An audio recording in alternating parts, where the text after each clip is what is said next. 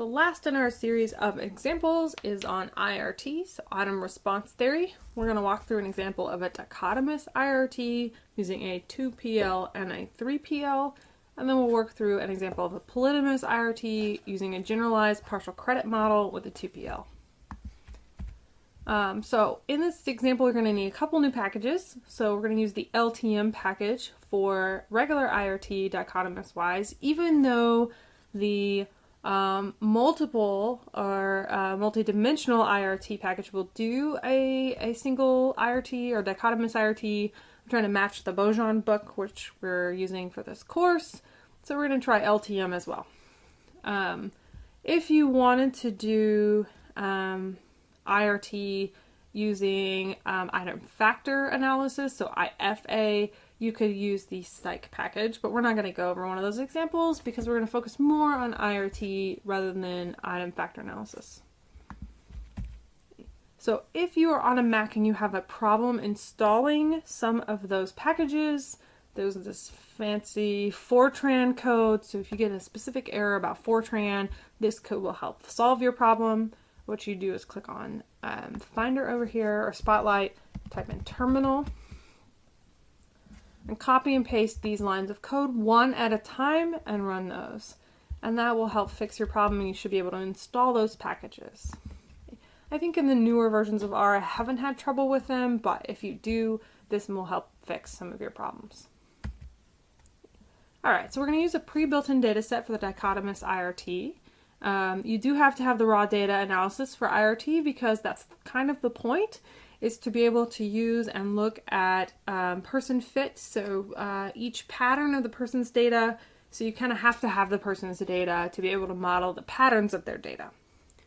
So the LSAT data that we have is 5 items, and it's marked as either correct or incorrect.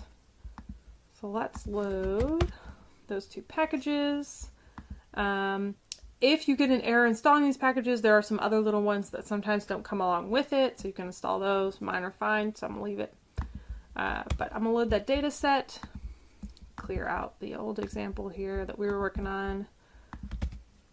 So when you load a data set that's included in R, it just gives you this weird promise thing until you use it, but let's look at the head of it.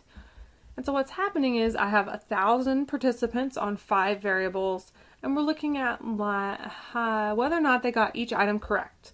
So in a dichotomous IRT, items need to be scored as 0 or 1 for correct or incorrect and correct. To run this code, what we're going to use is the LTM function. And then what you do is you use the dataset name, tilde, and Z1. So Z1 stays, that implies that you have 1 latent that you're predicting. And then you use IRT.parameter basically equals true. Otherwise you will get this in slope-intercept format and all of the lecture notes won't make any sense.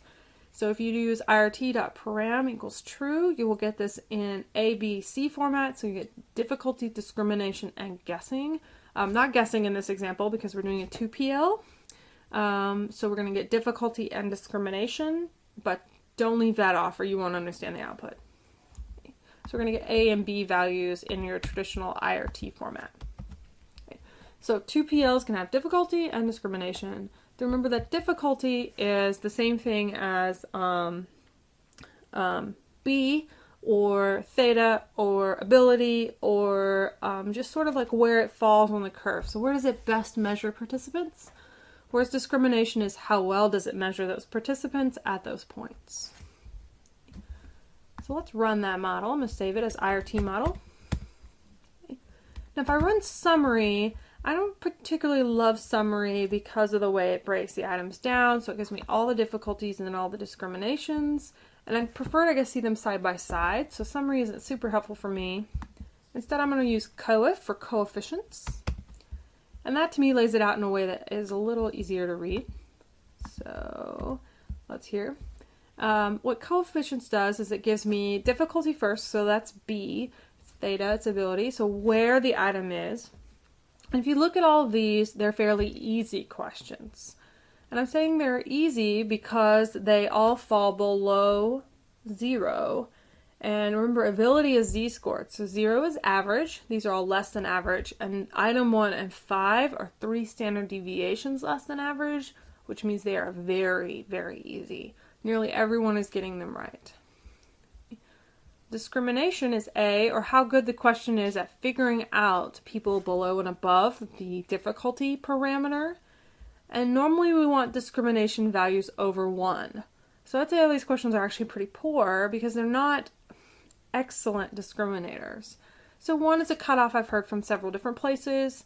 Obviously you can use different cutoffs, but it would be better if these were more discriminable. I wouldn't suggest using items that maybe had a 25 discrimination because something has probably gone awry there, but having 1 to 4 is would be in a good range.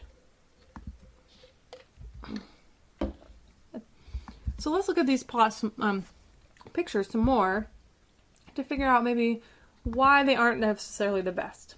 So we're going to use this plot function. ICC is item characteristic curve. This is going to plot all items at once. So let's blow this up here. And so what that does is each item has a little number next to it in color. If you have tons and tons of items, this plot is not very helpful. But what we would prefer to see is straight S curves, right, that are shifted around. But what's happening for difficulty, so B here, is at the 50-50 point line here, at 50-50. That is the point at which the line crosses a 50-50 probability. So this is why 1 and 5 out here are at 3, because we're not even seeing the rest of the S curve. It continues off into the distance, but it just doesn't show it to us because past 4 is really unlikely. So you're just not going to have people down here. The hardest question is 3, so at a 50-50 point, it's about at average. The easiest question is 1. 1 and 5 are kind of a close tie. If instead you wanted to look at one item at a time, because let's say you had 200 items and this plot looked crazy tunes, what you can do is plot items equals and then the number. So this would be just item 3, which is probably one of the best items when it comes to discriminability. So it's starting to make that S function. You could also plot several items at once, but not all of them. Okay. And so this allows you to pick how many you want to plot, which ones you want to plot, as opposed to excluding this items command, which plots them all at once. The other thing we can plot is the test information function. And so what that does is it takes all of this information, so all 5 items, and it figures out the probability for each point along ability. It makes you actually a hopefully normal distribution. So it tells you where you have the most information. Information is a variable term, meaning it could be 0, it could be 30, it could be 300. So the scale on information is not always understandable. But to me, what I look at it for is like, where am I getting the most information about participants? And this is centered over -2. So this would be a very good scale if I wanted to discriminate very low scores to not very low scores. Because -2 is 2 standard deviations below the mean. So I would be able to determine who are probably outlier range and not. If I'm trying to determine an average ability level on the LSAT, these questions are terrible, right? So I'm getting not very much information about average ability and very, very little information about people who are very good. So this scale is only really good to weed out the bottom scorers. And to me, the plots are the most helpful thing, other than the raw numbers here. So I could tell all of these items are particularly poor, and they're measuring, they're not totally poor, but they're not that good either. They're not measuring, they're measuring on the lower end of the scale. Some other things that you can do, so here are the pictures one at a time, is look at factor scores. So I can look at each response pattern. This takes a minute. So this gives me every single combination of response patterns. So the very first combination is to get them all wrong. 3 people got them all wrong, and I would have expected, given this data set, to get around 2. Okay. this column here, Z1, is their, that's where Z1 came from up here. Okay. That's their expected ability score. So if you're getting them all wrong, it's actually estimating you at a negative 1.9 ability score. So these scores, these aren't perfectly ordered because it implies that some questions are slightly harder than others. So even though on 6 here, I'm only getting 2 correct, I have a higher ability score than some other combinations where I'm getting 2 correct, simply because I'm getting the harder questions correct. I use harder loosely because these are not very difficult questions. So what you get is the pattern of scores, which if you have thousands of items can be very large amounts of patterns. So we have 30 different patterns for 5 items. The number of people at those items, so I have 1,000 people, but only 30 combinations. And the most common combination, if you look here, is to get them all right. Okay. The second most common combination is to miss 1. So people are getting these all right, so it's kind of difficult to predict what they're doing because we're getting them all right. So it is problematic if the questions are all too easy or all too difficult. You would like a nice range of questions. But factor scores gives you the pattern of data and what I would have expected that score to be given the pattern of data, whereas person scores give you the pattern of data and what I would have expected the factor to be to give depending on that person. So these will be slightly different. Because factor scores are about the patterns of the data overall, where person scores are about person's patterns of data and their corresponding ability estimates. And it sounds like 6 one way, half dozen the other, but it implies different things based on the overall patterns versus each individual person as a pattern.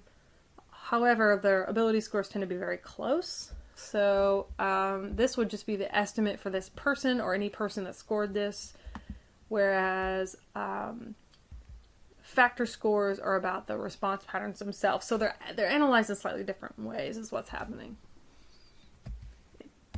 And so we talked before about this separates test ability and person ability, and that's a little bit of what this is getting into. All right. The last thing that you can do is look at item fit. Now, item fit is a catch-22 because with very large samples, your items are always significant, and this is just like chi-square in any structural analysis. We don't want it to be significant. So we want our chi-square values to be non-significant. But it's biased by the number of participants, so it's pretty much always significant, which is the exact same problem that you have with SIM in a normal way. And so, in general, people look at these, but they don't tend to take significance too harshly. Instead, they tend to focus really more on A and B estimates to tell if these items are any good, but especially A. So you want A values over 1. All right, so all of that together is a 2PL. Let's now try a 3PL. So a 3PL includes a guessing parameter. So since these items are relatively easy, it might be interesting to add guessing because maybe we're able to guess the answers right, and that's what's accounting for the easiness of it. Okay. This is a different function in that same package. It's TPM, 3-parameter model. So you do data for the data set, type equals latent trait, because that's the type of model we're doing. IRT param equals true, be sure you leave that on or you won't understand the output. But all the rest of the code is the same. So let's see here. I've got my LSAT data, latent trait model, IRT parameter equals true. But now I can look at the summary, which again I said is not very helpful, so let's look at coefficients. I've got my guessing parameter, difficulty and discrimination. Now, your difficulty and discrimination will change slightly, including guessing, but usually not just a whole lot. And guessing is how much asymptote off of the bottom it is. And so if you look at these guessing estimates, they're all very close to 0. So in a 2PL, guessing is forced to be 0. In a 3PL, it is allowed to vary. And these are so close to 0 that I imagine that them being different from 0 is unlikely. But the items don't magically get better. They're still very easy, all below an average level of ability, and they're still only moderately discriminable. They would be better if they were over 1. The plots still work the same, and if items were shifted to the right a little bit, we would see those asymptotes a little better. So in looking at this graph, it does not look like question 1 bottoms out at 0.04, because it appears to cross the y-axis here at 40%, or 4.4 for probability, but that, when we're talking about guessing, it is where it levels out this way. So it makes this S-curve and it flattens out at the bottom. And so here on item 3, you can see that a little better, where it's starting to flatten out. So this is where it is basically totally asymptotes, which means it's not really changing very much. So in this graph, you cannot see the asymptote because the ability is so low for where that happens. I could plot all of the items, the test information function. It's approximately the same because we're still estimating the same data. We're just using a guessing parameter. And so they would really have to be off 0 for this to include a lot more information for us. And then we can look at factor scores for each pattern. So they're going to shift just slightly because of that including of a guessing parameter. Person fit, looking at each person's combination of scores, and then item fit. So they're all still significantly different from good, but again, remembering that that is a little problematic. The last thing I can actually do is compare these two models. So I can use that ANOVA function to compare if the addition of a guessing parameter helped. In this case, I seriously doubt it because the guessing estimates are so close to 0. If we run that, it gets kind of grumpy at us. But it's grumpy because they're basically the same. And so if I look at my log likelihood scores here, they're so not different that it's sort of like, and that's what the error is about.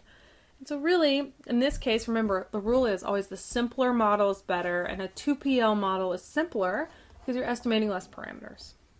So I would say a 2PL model fits this data okay, but the questions are not very good. All right. So the very last thing we're going to cover is polytomous IRT, and I'm really excited about this because it is something I've been working on lately, so on some research projects, but also is really a new and interesting way to think about items instead of an EFA focus. So we're going to load that data set, and normally, please screen your data. And in this case, we have a lot of missing data, so we're just going to exclude it all at the beginning. Okay. And so there's kind of a little bit of setup here, because this is some real data from our research lab where we were testing, oh man, I screwed that up. Let me fix it. Testing if particular scales work the way we think they work. It's the short version. And so I'm going to load this data set. It looks like we have 1,600-ish participants, but we do have some blank data and some missing lines, so I'm just going to omit all the missing data at this point. You don't actually have to do that, but it doesn't run very well if you are missing entire lines of data, which this particular data set is because somebody opened it and closed it in our survey. So be sure you think about missing data. And it actually can be estimated with IRT in the sense that missing becomes just another type of pattern where people skip a specific item. Okay? But it's grumpy with us because it has lines that are missing all of its data. So I'm just going to exclude everything so you can see this example. So what data set we have here is the Meaning in Life questionnaire. It has 10 items. And this is already slightly inappropriate for IRT in the sense that it is multidimensional. It has 2 factors. We could estimate this data with multidimensional IRT. That's the whole point of mirt, which is the package we're going to use. But that's not the focus of this lecture. We're just learning basic polytomous data estimation. So we're going to separate them out and analyze them separately just for educational purposes. So one thing we have to do kind of quickly is rescore item 9. Item 9 is reverse coded. You do not want to include a reverse coded item because you'll get negative A values, which is always kind of scary. And so we want to make sure that low scores are low and high scores are high. So I'm going to reverse code that item. It has 7 points. If you do 8 point numbers plus 1 minus the score, you will get a reverse code. So I'm going to run 41. Be sure you only run it once. Alright, so we're going to analyze each subscale separately, so I'm going to separate those out based on which items go with which subscale.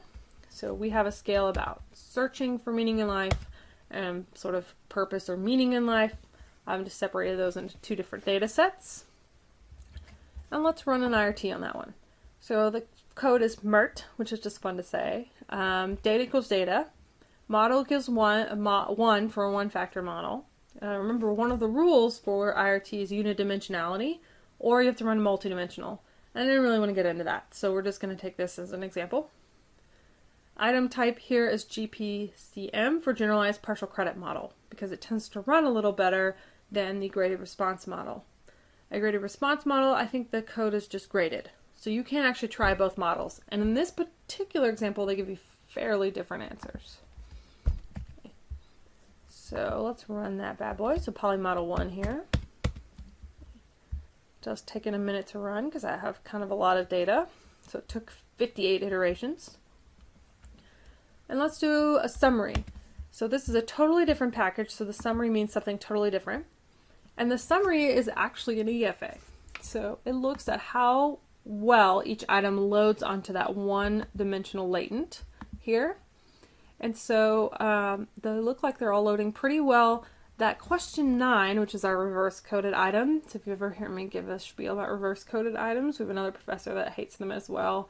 They just don't do what you would want them to do. So here's another example of it being slightly problematic. Because all the rest of them are very highly related to their latent variable, but this one is only barely meeting our normal EFA criteria. So I find that to be a useful piece of code because then that sort of gives me a little mini EFA. Okay. Let's look at coefficients. So IRT pars equals true to get your output in IRT format and not slope-intercept format. And I pasted that over here, but it's kind of tiny. Let's see if we can look at it over here. So what are we getting with this? For each question, you'll get A. So we got 1.9, 2.9, 2.4, 2.4. So they're all very discriminable items. Those are very good A scores. And then question 9 is 0.5. So question 9 probably should get ditched. But then instead of 1B, remember we talked in the lecture about how a generalized partial credit model is in the little mini 2PLs of 1 versus 2, 2 versus 3, 3 versus 4, etc. We're going to get 6 Bs because we have 7 points. 1 versus 2, 1 versus 3, 4, 5, 6, 7. That makes 6 points. And so what happens is, instead of giving us the ability level at just sort of, do you get it right or do you get it wrong, it gives us the ability level for each of those comparisons. So 1 to 2, 2 to 3, 3 to 4, etc. Okay. And these are often called thresholds because it is the point at which you go from from answering 1 to answering 2. And then the threshold where you switch from a 2 to a 3. And so what you can do with these is, let's look at this first item. Everything before a -2, effectively, they're going to answer a 1. But between -1.9 and -1.3, they're going to answer 2. And 1.3 to 1.1, they're going to answer 3. And so you can look at the range of scores that people are going to answer. And so if I had someone that I expected was at an average meaning in life, I would expect them to answer either 4 or 5.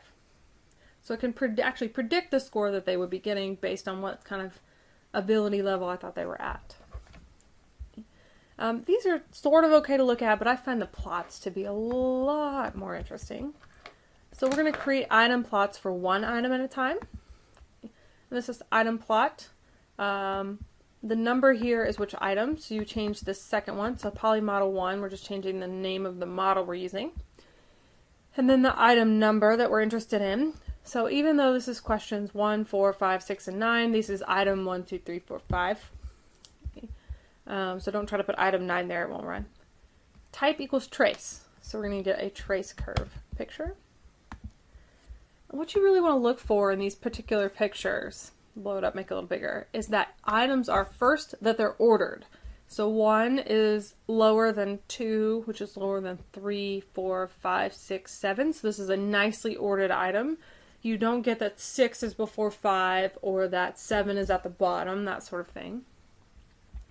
You'll always get these S curves on each of the ends, that's normal. And then you want each of the item responses to have a point at which they are the highest probability. So 1 is the highest probability till here, that's the threshold. 2 is the highest here. 3 has a very small window. 4, 5, 6, and 7. So each point on the scale has a point at which it is the most likely answer.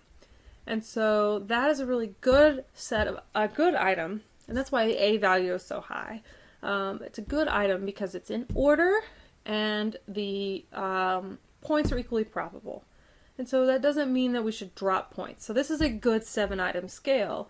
If people were only picking the ends, what you would see is those two ends cross, and then none of the points in the middle are ever likely. We could do that one at a time for each item to examine them individually. Or if you let me skip down here to 55, I can run them all at once. Okay. Now this only works to run the trace lines for each item if you have a small number of items. If you have a really large number of items, this table's a hot mess.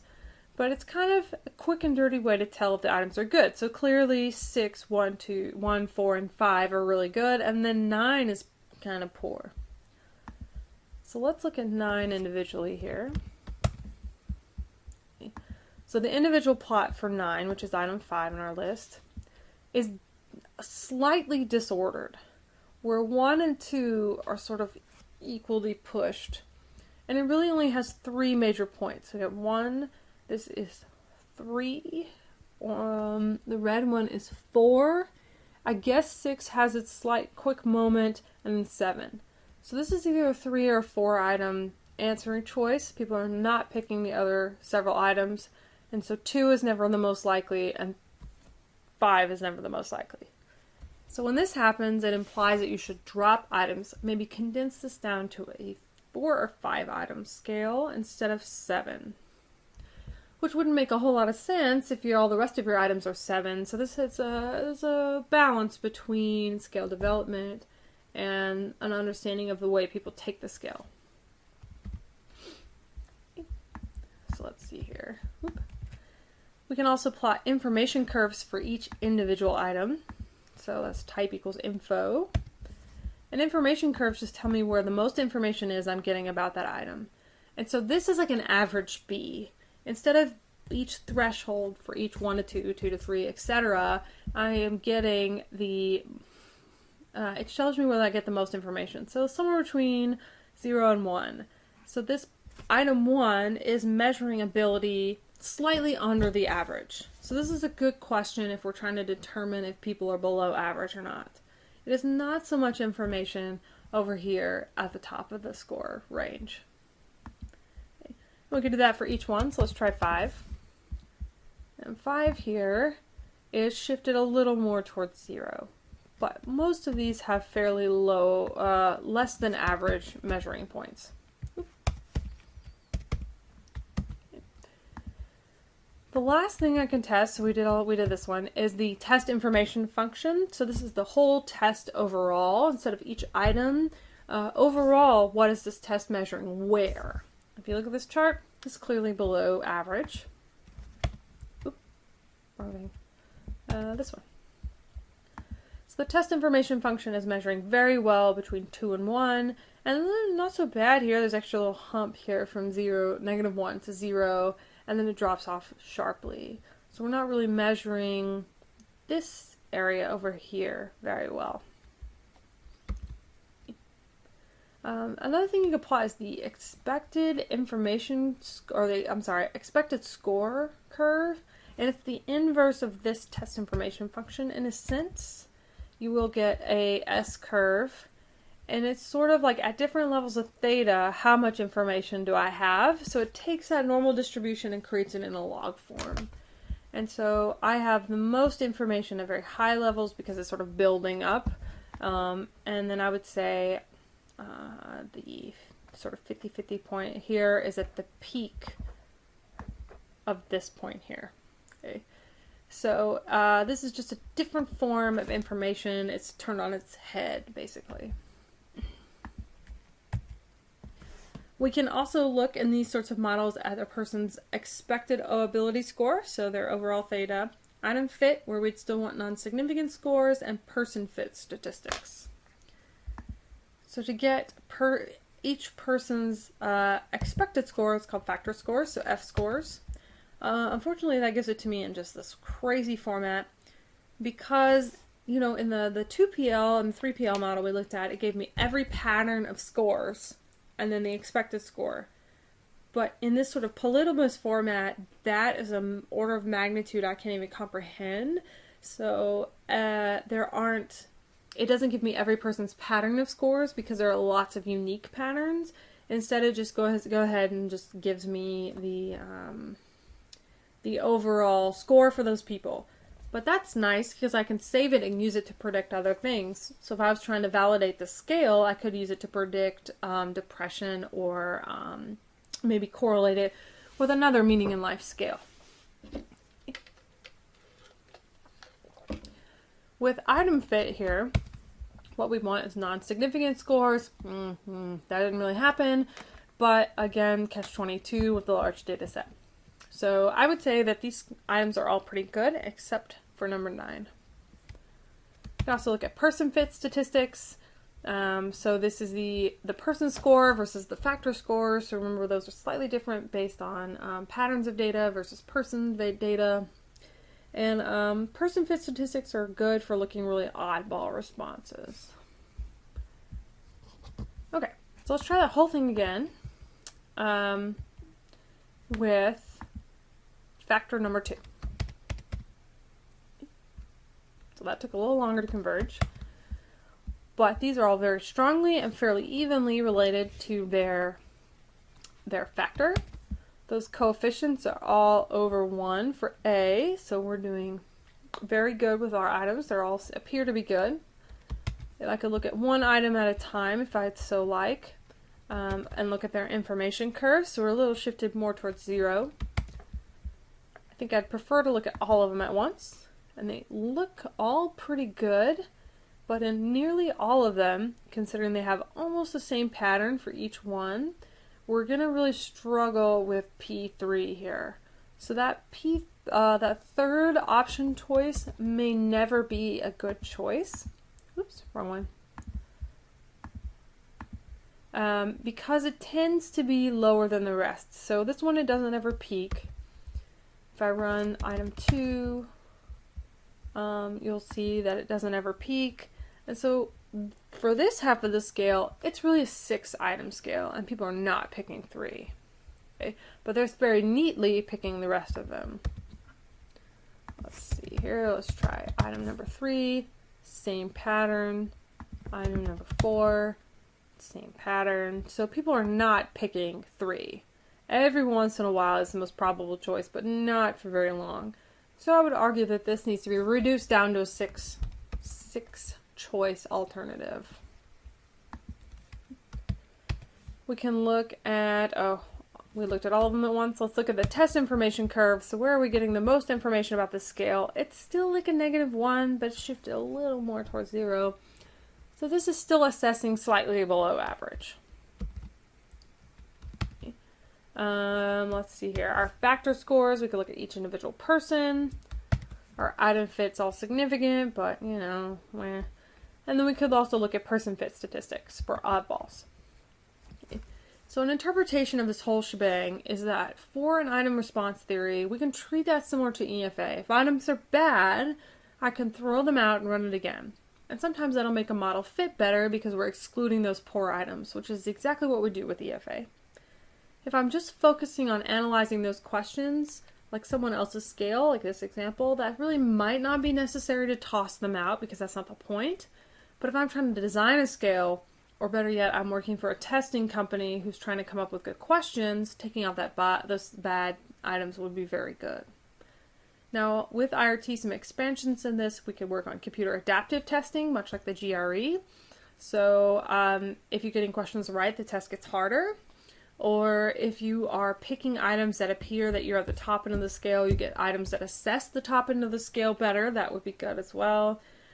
We can look into linking and equating different test forms, so making sure that they are measured in an equal way, creating weighted scores, sort of extensions that we really haven't covered in IRT with multi-group models, or what's sometimes called diff, so differential item functioning, which is looking at them across groups, or multi-dimensional IRT, so getting into having multiple factors in one model. So for this, we just really covered a basic idea of a 2PL and a 3PL for dichotomous data, and a generalized partial credit model for polytomous data.